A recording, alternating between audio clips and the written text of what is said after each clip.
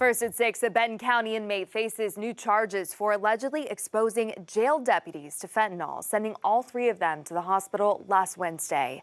According to court documents, this all happened during a routine search of the inmate's belongings as he was booked into jail. 5 News reporter Morgan Wrigley spoke with a prosecutor who hopes these charges send a strong message. According to an arrest affidavit, Benton County jail deputies were searching inmate David Blackburn's belongings last Wednesday. They removed folded papers from his pocket and saw a white powdery substance come off of them. Moments later, one of the deputies did not feel well, fell out of her chair, and was administered Narcan. There were some other deputies there that assisted her and basically assisted in removing her gun belt and helping her getting loaded into the ambulance.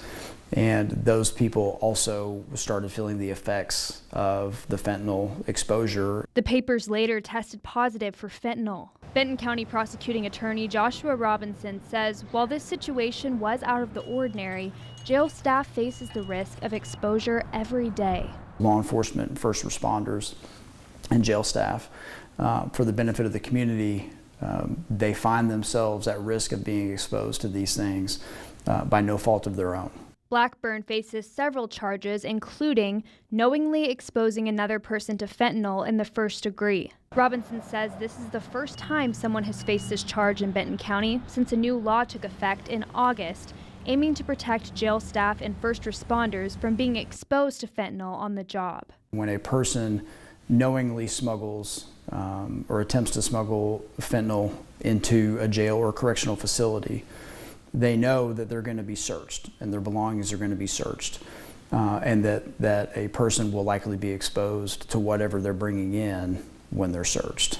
And so I believe that by knowingly attempting to bring this stuff into the jail, he's knowingly exposing anybody that's going to be searching him or his property. While the new law adds a layer of protection to law enforcement in situations like these, Robinson hopes it prevents them altogether. You can't do this stuff. You can't be carrying it around. Not only is it harmful to the people that are using fentanyl, it's also harmful potentially to anybody else that comes in contact with it. In Benton County, covering news where you live, Morgan Wrigley, 5 News. And Robinson tells 5 News that all 3 deputies are now back at work and they're doing well. Blackburn is facing felony charges of knowingly exposing another person to fentanyl, furnishing a prohibited article, and possessing a controlled substance.